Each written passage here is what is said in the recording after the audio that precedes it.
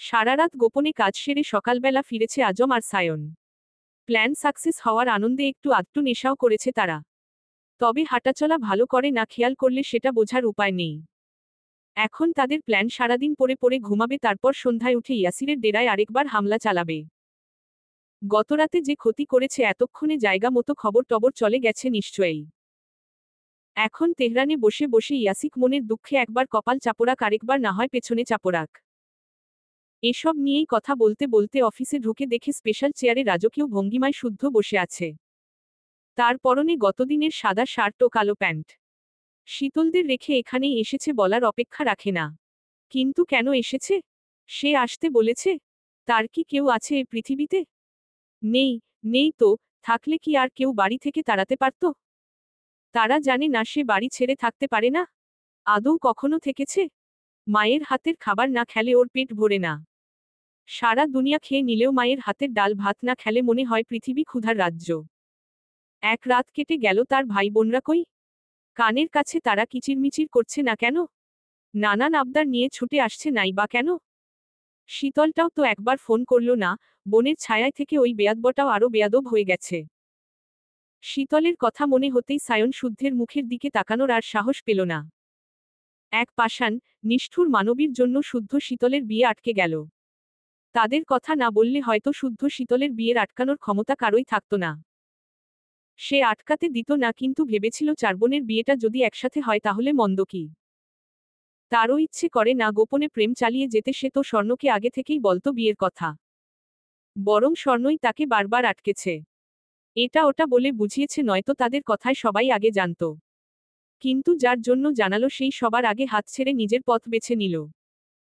মধ্যেখান থেকে শুদ্ধর শীতলকে দূরত্বের দহনে নতুন করে পড়তে হলো। বর্তমানে তার ভাই বোনের কষ্ট, কারণ সে একথা ভাবলেও অপরাধবোধে বুক পাঁজর ভেঙে আসছে। যাদের সম্পর্কের সূচনা নিজে করেছিল সময়ের ব্যবধানে, সেই এখন হয়েছে তাদের দূরত্বে থাকার মূল কারণ। এটা কি কষ্ট নয়? মনে মনে একথা ভেবে সে একনজর ভাইকে দেখেই মুখ ঘুরিয়ে নিল। শুদ্ধ দেখল, বুঝল ভাইয়ের মনের কথা। কেন জানি তার ঠোঁটের কোণে এক টুকরো হাসিও ফুটে উঠল। তারপর কিছুক্ষণ নীরব থেকে শুদ্ধ বলল, বাড়ি ফিরতে ইচ্ছে করছে না, তাই এখানে এলাম। ততক্ষণে সায়ন হাত পা ছড়িয়ে মেঝেতে শুয়ে পড়েছে। মাথাটা টলছে।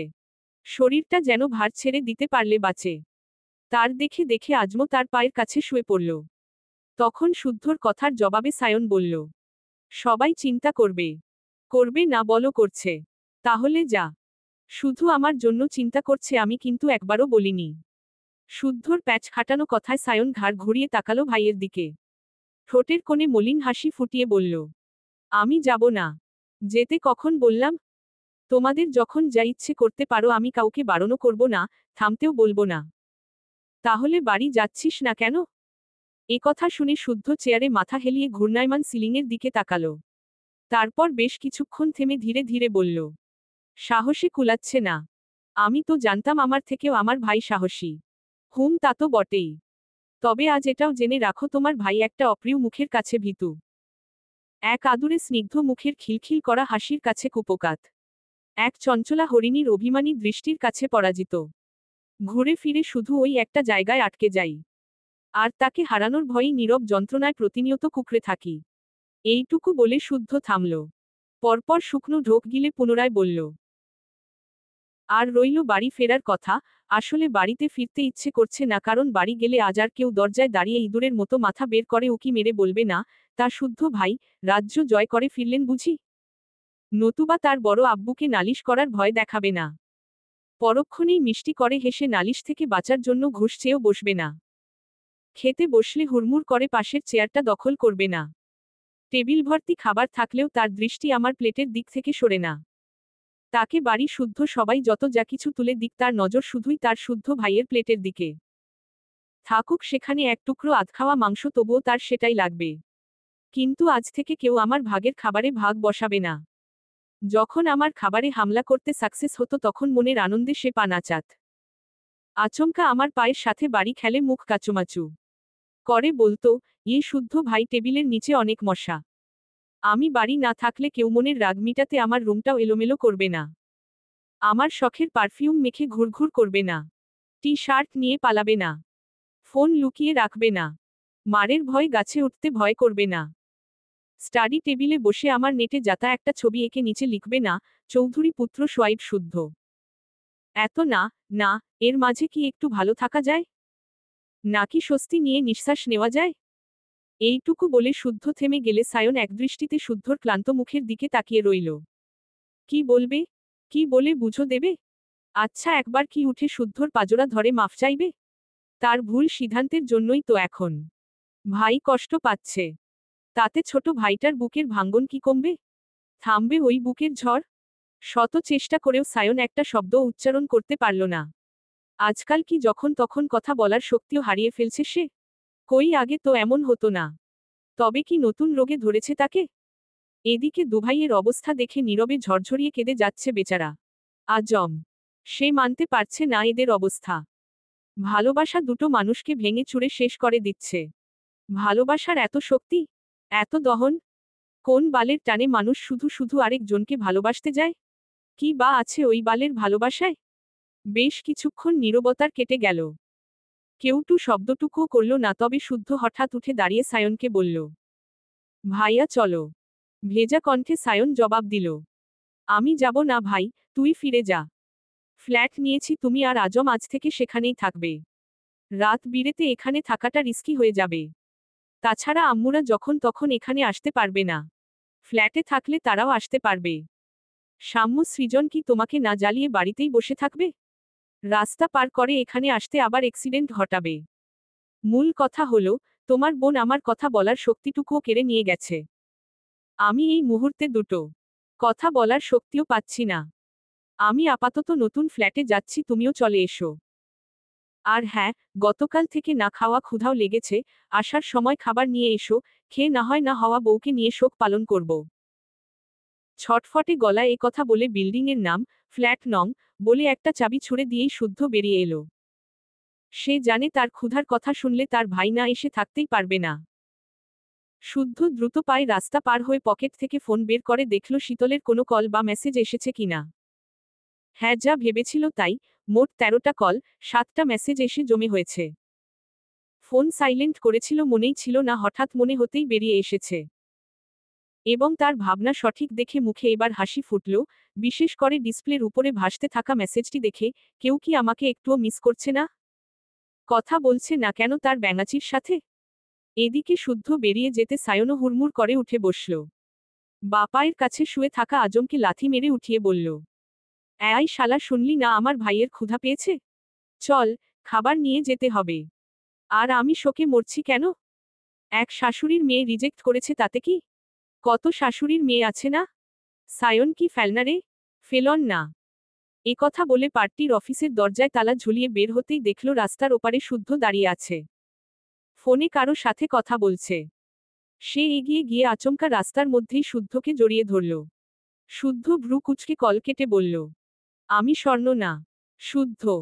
ভাইয়ের কথা শুনে সায়ন ফিক করে হেসে ফেলল। তারপর ভাইকে ছেড়ে দিয়ে বলল, তোর বোন নেই তাতে কি, তোকে দিয়ে কাজ চালাবো? ভাইয়ের কথা শুনে শুদ্ধ এমনভাবে নাকমুখ কুঁচকে দুপা পিছিয়ে গেল যে সায়ন আর আজম হো হো করে হেসে উঠল। তারপর তিনজনই গেল নতুন ফ্ল্যাটের দিকে। যাওয়ার পথে কিনল পছন্দই খাবার। তাদের হাসি মুখে দেখে চায়ের দোকানের ভেতরে বসে থাকা সাফওয়ান চৌধুরী শুধু চেয়ে চেয়ে দেখলেন। আর মনে মনে দোয়া করলেন পৃথিবী উল্টে যাক, ভাইয়ে ভাইয়ে সম্পর্ক টিকে থাক। ড্যাশ। সকালের দিকে সারাফাত চৌধুরীর সাথে কথা বলে শীতলের মন একটু ভালো হয়েছে। কান্নাকাটি থেমেছে। হঠাৎ তার আরেকজনের কথা মনে হতেই খোঁজ করে জানতে পারল, তার রুবাব ভাইয়া সকালে চলে গেছে শতরূপা চৌধুরীর কাছে। এই বাড়িতে নাকি তার দমটা আটকে আসছে। বাকিরা কত করে বারণ করল কিন্তু কারো কথা শোনেনি ছেলেটা, শুধু ভেজা কণ্ঠে চোখ মুছতে মুছতে বেরিয়ে যাওয়ার সময় বলেছে, এতদিন এখানে পড়েছিলাম ছোট ভাই বোনদের জন্য, তারাই যখন নেই তাহলে থেকে আর কি হবে? তারা যেদিন আবার ফিরবে, আবার এই বাড়িতে চাঁদের হাট বসাবে, আমিও সেদিন ফিরব। এ কথা শুনে শীতল আরেক চোট কেঁদে রুবাবের সাথে কথা বলল। কেঁদে কেঁদে বলল চট্টগ্রামে চলে যেতে। রুবাব শুধু মলিন হাসল কেবল, তবে ভুলেও সায়নকে যে বাড়ি থেকে বের করে দিয়েছে এ কথা শীতলকে সে জানালো না। শুধু সে নয়, চৌধুরী বাড়ির কেউই জানায়নি। কারণ এতেও পাগল মেয়েটা নিজেকে দোষী ভাববে। বোনকে খুব কাঁদতে দেখে রুবাব বলল তার ছুটি শেষে দিকে যাওয়ার আগে অবশ্যই সে দেখা করে যাবে। এ কথা শুনে শীতলকে মানিয়ে আকার ইঙ্গিতে জানালো সায়ান নাকি খুব বেশি কষ্ট পেয়েছে তার সাথে যেন একটু কথা বলে। সায়ন, রুবাব, সাম্য, সৃজন, শখ, স্বর্ণ এরা কেউ শীতলের কাছে কম না, সব টা ভাইবোনকে জান দিয়ে ভালোবাসে সে। আরেক ভাই কষ্ট পাচ্ছে শুনে শীতল তখনই ফোন দিল সায়নকে। বেশ কয়েকবার কলটা বেজে বেজে কেটে গেল। শীতল ভাবল শাহাদত চৌধুরী নাম্বার দেখে সায়ন কল রিসিভ করছে না, হয়তো রেগে আছে। এখন থাক, একটু পরে না হয় তার ফোন থেকে কথা বলবে। মনে মনে কথা ভেবে সে থমথমে মুখেই শাওয়ার নিয়ে খাবার খেল। তখনও কেঁদে কেটে চোখ, মুখের যাতা অবস্থা। শিমিন চৌধুরী ভ্রুজোড়া কুচকে এতক্ষণ বসে বসে মেয়ের রংঢং দেখে গেলেন। কিছু বলতে গেলে শাহাদত চৌধুরী আর স্বর্ণ বারবার আটকে দিচ্ছে, নয়তো বেয়াদবটাকে চড়িয়ে ঢং ছুটিয়ে দিতেন। এমন ভাব করছে যেন তাকে বাড়ি থেকে তুলে এনে আটকে রাখা হয়েছে। এতই যখন বাড়ির লোকের প্রতি দরদ আসতে গেলি কেন? আসলি তো এত সব ঢং দেখানের মানে কি? বিয়ের পর এতগুলো দিন ওই বাড়িটাকে আপন বাড়ি, ওই বাড়ির মানুষগুলোকে বুকে জায়গা দিয়ে আগলে এসেছেন, এখন তাদের ছেড়ে আসতে ওনার যখন কোনো সমস্যা হচ্ছে না, তাহলে দিনের ছানাপোনা হয়ে তোদের এত বাধা কিসের? পৃথিবীতে এসেছিস বা কদিন হলো? সংসারের মায়া বুঝিস? বুঝিস নিষ্ঠুরে পৃথিবীর পারপ্যাচ? বুঝিস না? জানিস না মেয়ের মায়েদের জ্বালা? জানলে আজকের পরিস্থিতি বদলে যেত। এমন ধরনের নানান কথায় ওনার রাগ চড়ে গেল। এখন এখানে বসে থাকলে কাকে কি বলে বসবেন জানেন না, তাই উঠে রুমের দিকে গেলেন। তখন বড় জায়ের বলা সব কথাগুলো শুনেছেন, কিন্তু সব কথা জবাব নেই, পরিস্থিতি মোতাবেক থাকলেও দিতে নেই, কারণ জবাবের আরেক নাম সঠিক সময়। সারাদিন কেটে এখন বিকেল, গোধূলি মুহূর্ত। রুম থেকে বেরিয়ে শীতল বাইরে এসে দাঁড়িয়েছে। এদিক ওদিক তাকিয়ে দেখছে সেনা হাউজের চারপাশ। জায়গাটা ভীষণ সুন্দর, তবুও মন খারাপ থাকায় কিছু ভালো লাগছে না। মন খারাপের কারণ সকালে শুদ্ধর সঙ্গে দেখা করে বিদায় নিতে পারেনি। ফোন করলে শুদ্ধ রিসিভ করেনি, না মেসেজের রিপ্লাই করেছে। পাষাণ পুরুষটাকে নিয়ে হয়েছে যত জ্বালা। বাড়িতে থাকতেই পাত্তা দিত না, এখন এতদূর চলে এসেছে। শীতল হাঁটতে হাঁটতে একটু এগিয়ে গেল। দেরি করে গোসল করায় চুলগুলো এখনো ভেজা, তাই লম্বা চুলগুলো ছেড়ে রাখা। ছাড়া চুল মৃদুভাবে উঠছে বিকেলের স্নিগ্ধ বাতাসে। পরনে সাদা ও কালো মিশেলের নতুন থ্রি পিচ। ওড়নাটা যেন অবাধ্য। হঠাৎ তার নজরে এলো সিঁড়ি বাঁধা পুকুরের দিকে। পুকুরে ফুটে আছে অনেক লাল শাপলা। সে লাল শাপলা কাছ দেখেনি, তবে একবার সপরিবারে পিকনিকে গিয়ে সেখানকার বড় একটা পুকুরে লাল শাপলা দেখেছিল। তুলে গেলে বড় মা বলেছিল, লাল শাপলা তুলতে নেই, এই ফুলের গোড়ায় নাকি বিষধর সাপ থাকে। সাপের কথা শুনে সেদিন আর তুলেনি। শীতল কি ভেবে গালে হাত দিয়ে পুকুরের মাঝ সিঁড়িতে বসল। মিনিট না পেরুতেই সেখানে স্বর্ণও উপস্থিত হল। কেবল শাওয়ার নিতে ঢুকেছে, এই সুযোগে বাইরে বেরিয়ে এসেছে শীতল। বোনকে না দেখে খুঁজতে খুঁজতে সেও ছুটে এসেছে। পাশে বসেছে নিঃশব্দে। তার উপস্থিতি টের পেয়ে শীতল একবার তাকিয়ে দৃষ্টি ঘুরিয়ে তাকালো পুকুরের টলটল জলের দিকে। চোখে ভাসছে কত কথা, কত স্মৃতি। আজ ঈদের পরদিন, সব ঠিক থাকলে বাড়িতে কত কত মজা হতো। নয়তো চৌধুরীদের 3 গিন্নির এক গিন্নির বাপের বাড়িতে সপরিবারে দাওয়াত খেতে যেত। যখন এসব ভাবনায় মশগুল, তখন সেখানে আর্মি ড্রেস পরা এক যুবক এসে দাঁড়ালো। পেছনে দাঁড়িয়ে গলা খাকারি দিয়ে উপস্থিতি জানান দিয়ে হাসিমুখে বলল, মোম, আমি জুবায়ের। স্যার আমাকে দায়িত্ব দিয়েছেন আপনাদেরকে ঘুরতে নিয়ে যাওয়ার জন্য, তা কোথায় যেতে চান বলুন? এ কথা বলে জবাবের আশায় পাশে বসা স্বর্ণের দিকে তাকালো। চোখে মুখে মুগ্ধতা। শাহাদত স্যারের মেয়ে আছে জানত, তবে পুতুলের মতো দেখতে তা জানা ছিল না। বলা বাহুল্য, মিসেস শাহাদ তো ভীষণ সুন্দরী, তা বলার অপেক্ষা রাখে না। জুবাইর বয়স ভেদে বুঝল স্বর্ণ বড় আর শীতল ছোট। কিন্তু এখানে কে স্বর্ণ আর কে শীতল বুঝে উঠতে পারল না। কারণ স্যারের থেকে শুধু নাম দুটো শুনেছে সে। এদিকে জুবাইরের দৃষ্টি খেয়াল করে শীতল, তার আপাদমস্তক পরখ করে ভ্রু কুচকাল। মনে মনে মুখ বাঁকাল। তারপর বলল, আমার বোন বোবা, কথা বলতে পারে না, যা বলার আমাকে বলুন। বোবা শুনে জুবাইরের মুখে বিস্ময় খেলে গেল। আফসোসও হলো, এত সুন্দর মেয়েটা কি না বোবা। তবে হবু কেউ হতে যাচ্ছে ভেবে হাসিমুখেই বলল, সরি মোম, আমি আসলে জানতাম না। It's okay. তা কোথায় যেতে চান বলুন? আশেপাশে সমুদ্র আছে, যেখানে পা ডুবিয়ে বসে থাকা যাবে। পতেঙ্গা আছে। ভিড় কেমন? সমুদ্র পারে তো ভিড় থাকে, তার উপরে আজ আবার ঈদের পরের দিন। সাধারণ জনতা সেদিকেই হুমকি খেয়ে পড়বে। তবে আপনারা চাইলে আপনাদের আশপাশে ভিড় কম রাখার চেষ্টাটুকু করতে পারি। ওহ, যদি যাই, আপনি কি এই ড্রেসআপে আমাদের নিয়ে বের হবেন? জি না মম। অফিসিয়াল কাজ ব্যতীত ইউনিফর্ম পরে আমাদের যেখানে সেখানে যাওয়ার নিয়ম নেই। কাজেই সিভিল ড্রেস আপে বের হতে হবে। তাহলে ঠিক আছে, নয়তো আর্মি নিয়ে ঘুরছি ভেবে অনেকেই তাকাবে, এজন্যই বললাম আর কি। জি বুঝেছি। শীতল একবার বোনের দিকে তাকিয়ে জানালো একটু পরেই রেডি হয়ে আসছে তারা। দুপুরের দিকে মা বাবা গিয়ে চলার মতো টুকটাক শপিং করে এনেছে, আরও করতে হবে। তারপর জুবাইর রেডি থাকতে বলে চলে গেল। তখন স্বর্ণ বোনের দিকে তাকিয়ে ভ্রু কুঁচকে বলল, আমাকে বোবা বললি কেন? আমি কবে বোবা হলাম? স্বর্ণের কথা শুনে শীতল উঠে দাঁড়িয়ে হাত ছাড়ল, তারপর ভাব নিয়ে বলল, সায়ন ভাইয়ার আদেশ ভুলেও যেন তোমার আশপাশে কাউকে ঘেঁষতে না দেই। ভাইয়ার আদেশ অনুযায়ী আজ থেকে তুমি বোবা। সে বলবে আর আমাকে মানতে হবে? হবে। কেন হবে? কারণ আমার ভাই তোমাকে ভালোবাসে। পাগলের মতো ভালোবাসে। থাক, ভাইকে নিয়ে আর উকালতি করতে হবে না। এখন বল, ওর সাথে তোর কথা হয়েছে? হয়েছে। আমার নামে অভিযোগ করেছে? না। শুধু বলেছে তোমার আশেপাশে যেন কেউ না ঘেঁষতে পারে। যদি ঘেঁষে তাহলে শুদ্ধ ভাইকে অন্য কারো সাথে বিয়ে দেবে। অর্থাৎ ভাসুরের দেওয়া দায়িত্ব ঠিকঠাক পালন করতেই হবে, নয়তো আমার, ওগো, হাত ছাড়া হয়ে যাবে। বোনের কথা শুনে না চাইতেও স্বর্ণ হেসে ফেলল। তারপর দুই বোন গল্পে গল্পে রেডি হতেই শাহাদত চৌধুরী বলল, যাচ্ছে মা, যাও।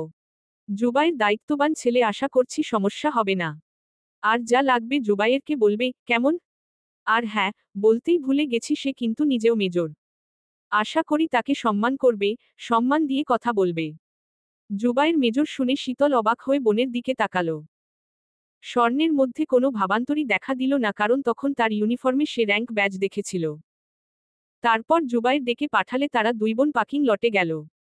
নামি দামির গাড়িতে হেলান দিয়ে সিভিল গেটআপে তাদের জন্য অপেক্ষা করছিল জুবাইর। তাদের দেখে নিজেই হাসিমুখে গাড়ির দরজা খুলে দিল। বলা বাহুল্য, আর্মি কাট করা চুলের ছেলেটা যথেষ্ট সুদর্শন। মিশুকে। তবে কথা বলছে, মজা করছে মেপে বুঝে। বের হওয়ার আগমুহূর্তে শুদ্ধর একটা মেসেজ পেয়েই শীতলের মনটা ভালো হয়ে গেছে। বেড়াতে যাওয়ার কথা শুনে শুদ্ধকেও জানিয়েছে। জবাবে তার ঘাড়ত্তারা পুরুষ বলেছে, হিজাব পরে ভদ্র বেশে বের হবেন। আর যার তার সাথে কিলকিল করা থেকে বিরত থাকবেন। একটা অভিযোগ যদি কানে আসে, পিঠের চেলাকাঠের বাড়ি একটাও কম পড়বে না বলে দিলাম। আগে শুদ্ধ যখন এই ধরনের কথা বলতো খুব রাগ করত, মনে মনে গালি দিত। কিন্তু এখন বুঝে এসবের আড়ালেও ভালোবাসা লুকিয়ে আছে। ভদ্রতার খাতিরে টুকটাক কথা বলছে জুবাইরের সাথে। তাদেরকে এটা ওটা দেখাচ্ছে, চিনাচ্ছে। মজার ব্যাপার হচ্ছে, স্বর্ণ কথা বলতে পারে তা জুবাইর জানে। এবং এটাও জানে এদের দুই বোনের একজন চঞ্চল তো আরেকজন খুবই শান্ত। সেই হিসেবে জনের কথা কথা হচ্ছে। এদিকে জুবাইরের আদেশ পেয়ে কয়েকজন আর্মি সৈনিক সিভিলে পতেঙ্গায় উপস্থিত হয়ে জায়গা বেছে নিয়ে খুব সুন্দর করে সাজিয়েছে। সমুদ্রে পা পা ভেড়ানো যাবে এবং স্পেশালভাবে স্বাগত জানানোর ব্যবস্থা করেছে। যেখানে ভিড়ভাট্টা থাকবে না, হইহট্টগোল থাকবে না। এদিকে এটা ওটা দেখতে দেখতে যেতে যেতেই মাগরিবের আজান হয়ে গেল। জ্যামে বাধা পেল। তারপর ধীরে ধীরে যখন পৌঁছালো তখন রাত প্রায় 8:30।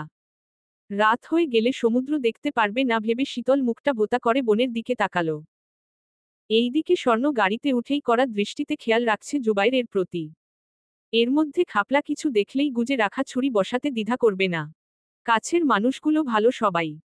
সবাই খুব বিশ্বস্ত, তবুও অন্ধবিশ্বাস কাউকেই নয়। সে বরাবরই একটু কঠিন ধাঁচের। তিক্ত কাজ, তিক্ত কথাগুলো আগে করে, ভাবে বলে অপছন্দের তালিকা দখল করেছে। বাবার পরিচিত এই লোকটা তাদের নয়। আর বাবা মাও যে বিশেষ কারণে তাদেরকে একসাথে পাঠিয়েছে এটা বুঝতে তার কষ্ট করতে হয়নি। বরং বুঝে ফেলে তাচ্ছিল্যের হাসি হেসেছে। গাড়ি থামলে তারা একে একে সবাই নামল। একটু পথ হেঁটে সামনে এগোতেই দমকা বাতাসে শরীর জুড়িয়ে দিল। উড়ছে লাগলো পরনের ড্রেস। আকাশটা আজ গম্ভীর হয়ে আছে। চাঁদ নেই, তারা নেই, জ্যোৎস্না নেই, কেমন যেন থমথমে হয়ে আছে আকাশের অবস্থা। লাইটের ঝলকানিতে দেখা যাচ্ছে সমুদ্রের কোলঘেঁষে সিমেন্টের ব্লক রাখা। শীতল ব্লকের উপর বসে পা ভেজাতে ভেজাতে আশপাশে তাকালো। আকাশের অবস্থা দেখে তেমন লোকজন নেই বোধ হয়। তবে তার কেন জানি ভালো লাগছে, আর এই ভালো লাগাটা দ্বিগুণ হতো যখন পাশে তার বিশুদ্ধ পুরুষটাকে পেত। আবার শুদ্ধকে মনে পড়ায় সে মনে মনে বলল, শুনছ হে সমুদ্র, আজকে আমি একা পা ভেজালাম, খুব তাড়াতাড়ি আমার বিশুদ্ধ পুরুষকেও নিয়ে আসব।